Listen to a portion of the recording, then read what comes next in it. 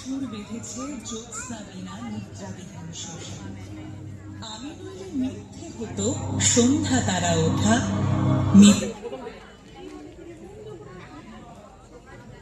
আমি নারী, আমি মহীয়সী, আমার সুরে সুর বেঁধেছে জ্যোৎস্না বিনা নিদ্রাবিহীন শশী। আমি নইলে মিথ্যে হতো সন্ধ্যা তারা ওঠা, মিথ্যে হতো কাননে ফুল ফোটা। রবীন্দ্রসৃষ্ট নবজাগরণের নারী চরিত্ররা কেবল মমতাময়ী নয়, তারা ব্যক্তিত্বে স্বাধীন চেতা, প্রগতিশীল। আজও সমাজে যখন নারীদের অবহেলা, বৈষম্য, পরাধীনতার মুখোমুখি হতে হয়, সেখানে রবীন্দ্রনাথের সৃষ্ট নারীরাই হয়ে ওঠে প্রেরণা, হয়ে ওঠে এক নতুন আলো। বধূ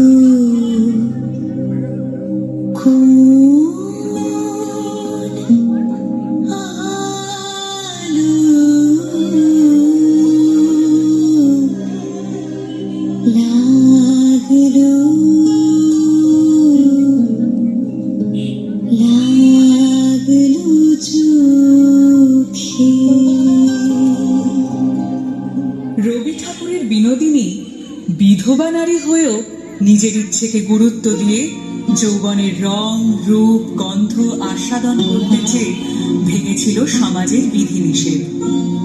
আবার চতুরঙ্গের দামিনী যেন বিনোদিনীরই সম্প্রসারণ। পুরুষতন্ত্রকে বুড়ো আঙুল দেখিয়ে রবি ঠাকুরের কলমে সে বৈধব্য কাটিয়ে নতুন ভাবে শুরু করেছিল জীবন, নতুন জীবন সঙ্গীর সঙ্গে।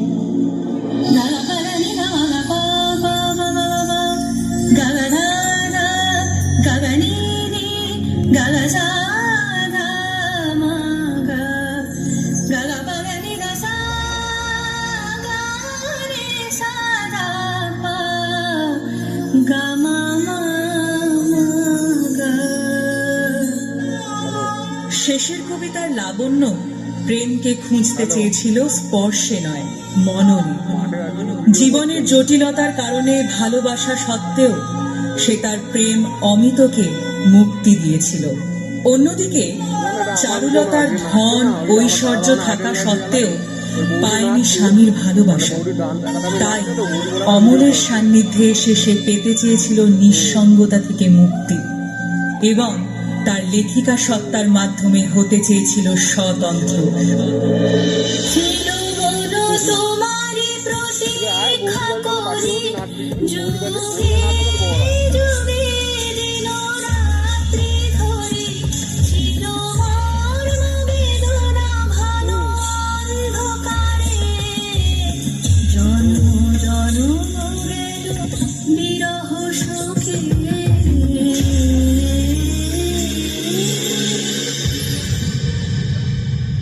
প্রকৃতি সে অস্পৃশ্য, সমাজের চোখে অবহেলিত, কিন্তু তার মধ্যে দিয়ে রবি ঠাকুর প্রকাশ করলেন এক নারীর গভীর আত্মমর্যাদা ও মানবিকতা, যে সামাজিক বিভেদের ঊর্ধ্বে গিয়ে অর্জন করল স্বীকৃতি।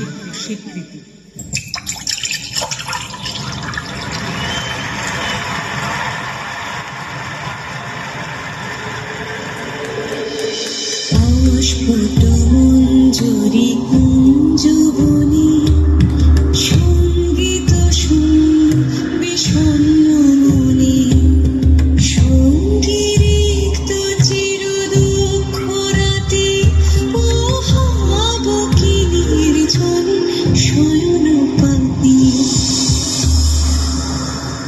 নারী কেবল রূপে আবদ্ধ নয়, বরং তার ব্যক্তিত্ব, সাহস ও শক্তির জন্য পরিচিত।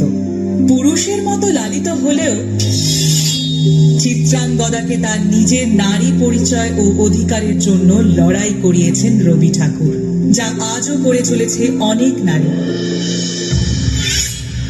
আমি চিত্রাঙ্গদা, আমি রাজেন্দ্র নন্দিনী, নহি দেবী নহি সামান্যা নারী।